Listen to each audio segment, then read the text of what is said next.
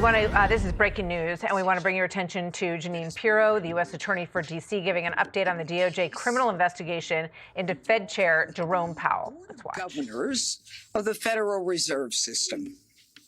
Now, the American public is fed up with public monies that seem to go into a black hole, especially in D.C., where no one is held accountable. One of the age-old tools that all prosecutors have to investigate any crime, including cost overruns, is a grand jury subpoena. Today, however, in Washington, an activist judge has taken that tool away from us by inserting himself and preventing the grand jury from even obtaining, let alone hearing evidence. He has neutered the grand jury's ability to investigate crime. As a result, Jerome Powell today is now bathed in immunity, preventing my office from investigating the Federal Reserve. This is wrong, and it is without legal authority. In June of 2025, Jerome Powell testified before the Senate Banking Committee, making, quote, questionable statements that did not comport with publicly available documents. And it was regarding the atrocious cost overrun of more than $1 billion. I didn't say million, I said billion, in renovations to his headquarters. This from the man who says that he is the steward of our public funds. In November, the United States Attorney's Office began an inquiry. Prosecutors from my office gathered information for months before we served 2 grand jury subpoenas. On December 19th, we sent an email to the Federal Reserve to have a conversation, a meeting, or even a phone call to discuss our concerns. There was no response. On December 29th, we sent an email to have a conversation, a meeting, or even a phone call to discuss our concerns. Again, we were ignored. We, in fact, asked to meet the first week in January. We were ignored. It was at that point that 2 grand jury subpoenas were issued to the Federal Reserve, not even to Jerome Powell. Again, no response, no compliance, but instead a woe is me video by Mr. Powell falsely claiming that he was being threatened with criminal indictment. And claiming victim status, Powell proceeds to call his political friends in D.C. and around the world to gin up support for himself, all the while refusing to produce simple documents. Now enter local District Court Judge James Boasberg, whose written decision on its face makes clear his antipathy toward President Trump and this administration. He quashes both subpoenas, thereby prohibiting us from reviewing any records and precluding us from submitting records to the grand jury. That grand jury, of course, comprised of ordinary people. Ladies and gentlemen, no one is above the law. But for the first time, a judge is ruling that a grand jury subpoena, on its face legal in all regards, can be ignored because a judge thinks the subject is beyond reproach. This is a decision that is untethered to the law. It creates chaos where any defendant who wishes to evade an investigation, guilty or not, can allege I'm a victim, I'm being targeted, and therefore you cannot investigate me. And if you find the right judge, you'll buy it. This is the antithesis of American justice. Exonerating anyone without any records, without an investigation or question, is not how our criminal justice system works. This judge has put himself at the entrance door to the grand jury, slamming that door shut, irrespective of the legal process, and thus preventing the grand jury from doing the work that it does. So what is the law? What is the law?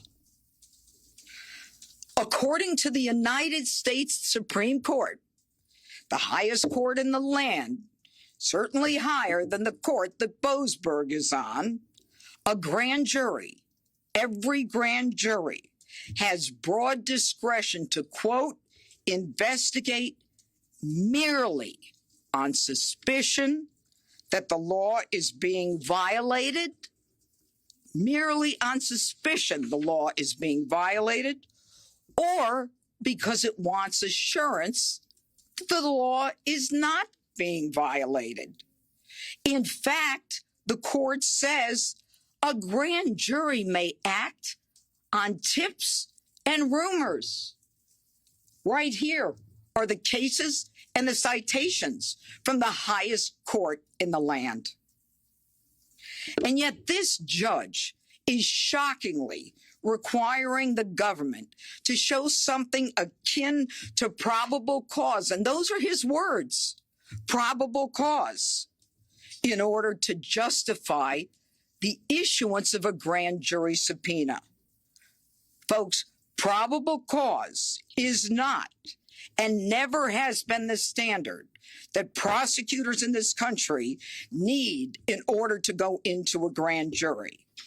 This is not and has never been the law of the land. And so this decision today by Judge Boasberg runs directly afoul of our highest court's admonition that courts and judges must not and cannot saddle grand juries with mini trials and preliminary showings that impede a prosecutor's investigation and thus frustrate the public's interest in the fair and expeditious administration of justice. No one, folks, is above the law. And this outrageous decision will be appealed by the United States Department of Justice. Go ahead, sir. Do you think that your office's failure to attempt to prosecute 6 members of Congress? I'm not here to talk about 6 members of Congress. I'm here to talk about the fact that the grand jury has a job. They look at evidence. They decide whether they want to indict. If they don't indict, so be it. And if you want to know what the judge thinks, go ask him. Next question. Can I get your reaction to statements from Senator Tom Tillis, who you know has been blocking and vowed to continue blocking? Honestly, I don't know and I don't care, and I'll tell you why. I am in a legal lane. All of the rest is white noise. I don't care what they say. I have a job. I have the ability to go into a grand jury. There are questions that the American public and people in D.C. are entitled to know where $1 billion has gone. And that's my focus. But he is asking for an assurance that the investigation into Powell this has ended it. Are you willing to concede? Did you hear what I just said? Yeah, I just said that this decision will be appealed by the United States Department of Justice. That's the answer to your question. What crimes exactly are you investigating? We're looking at 1001, and we're also looking at a statute having to do with fraud, but it's up to the grand jury to make that decision. We're $1 billion over in cost overruns. Are you kidding? $1 billion? We're not talking about huge buildings here. Go ahead. Kevin Marsh is Trump's pick, though, President Trump. I don't even know who he is. So isn't this just essentially holding up President Trump's pick or any forthcoming picks since Senator Till has said he will not vote? Okay. I don't know how to explain this, but I'm going to try. I've been a prosecutor, a judge, a DA, and now a United States attorney for well over 3 decades. Politics is not the lane I'm in right now. And I have a charge and an oath to the Constitution. And my job is to present evidence, and I can do so when I can merely on the suspicion that the law is being violated, or even just because I want assurance that it's not. I'm not in those lanes, and I will not allow myself or my staff to be in those lanes. And that's why we brought crime down in this jurisdiction. We are focused on the law. We're focused on the people of the district. We are not focused on politics. Go ahead. In his opinion, said that you, quote, promptly complied, unquote, with President Trump's apparent direction to prosecute Powell. Can you just state for the public record, how did you have the idea or, the impetus to start this inquiry? First of all, he's totally wrong in his assessment of the dates, and that's why we're doing a motion to reconsider, because he got his dates wrong. And as far as I'm concerned, this was something that was of public interest. It was something that the Senate Banking Committee wanted information on, and it is something within my jurisdiction and my charge. But I want to tell you a story. When I was a young prosecutor, I was one of the first people to investigate child abuse as a crime. Everyone thought it was a social problem and not a criminal justice problem. The kids are better off with their parents. There was an organization, and that organization didn't have a very good reputation. And it was one of the societies that was out there trying to prevent cruelty to children. And I set up a relationship where they would bring me cases. And people were outraged that I would deal with this organization. And my answer to them 30, 40 years ago, I'll deal with the devil. I'll take a case from the devil if you can give me information that will lead me to possibly find a crime. It doesn't matter where a case comes from. It doesn't matter. I can have a suspicion. I can read the newspaper. I can just want to make sure he didn't commit a crime. So don't make the judge is wrong on his dates. He is wrong. That's why we're not only appealing, we're making a motion to reconsider. Okay, I want to say one more thing, and I think it's important that you guys hear this from me. There's another way of looking at this, and that is that it's not just the public being fed up with this stuff. It's the fact that what we've got are grand jurors who are supposed to hear this, and they haven't been able to hear any of this because someone has decided that they're not entitled to hear this. Can you take this? Thanks.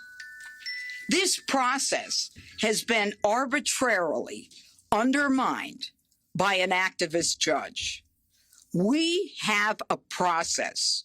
We have been asking for information about a matter that has raised questions in many people's minds. Senate banking, the public, the papers, it doesn't matter. So give me the information so I can assess it. Give me the information so the grand jury, comprised of regular Americans, can say, there's nothing here. And I'll accept it the way I accept other cases. Okay? Whatever it is, we'll abide by it. What we don't accept is a judge standing in front of the door of a grand jury blocking our access, a role that has never been envisioned, a role that will now be used by other defense attorneys around the country, who's going to come in with a client and say, oh, my client is being targeted. Don't you dare go in the grand jury. A judge says, yes, the guy's bathed and washed in immunity, and you can't go after him. The process should have been allowed to run its course, and it wasn't. And shame on them. Oh, cut it out. Do you know how many convictions we've got? Cut it out. You're in one lane. We have cleaned up this city. Oh, yeah, historic, really? I'll tell you what's historic. What's historic is that I prosecute everything other than 10% of the cases, where the United States attorney before me didn't prosecute 67% of the cases. That's what's historic. I'm willing to take a not guilty. I'm willing to take a no true bill, because I'll take all the crimes and put them in. Thank you.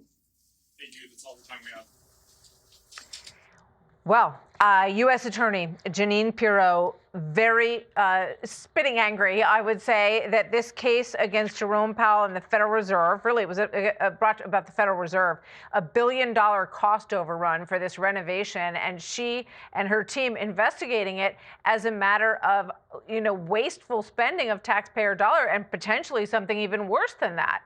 But Judge Boasberg, whose name you may remember from a number of Trump-related cases, basically stepped in and decided that the grand jury process wouldn't go forward in this because there wasn't enough evidence. But as Judge Pirro pointed out, probable cause is not the standard for bringing a case before a grand jury. It's a question that could be as minimal even as rumor. In this, as she pointed out so accurately. Hey, Sean Hannity here. Hey, click here to subscribe to Fox News YouTube page and catch our hottest interviews and most compelling analysis. You will not get it anywhere else.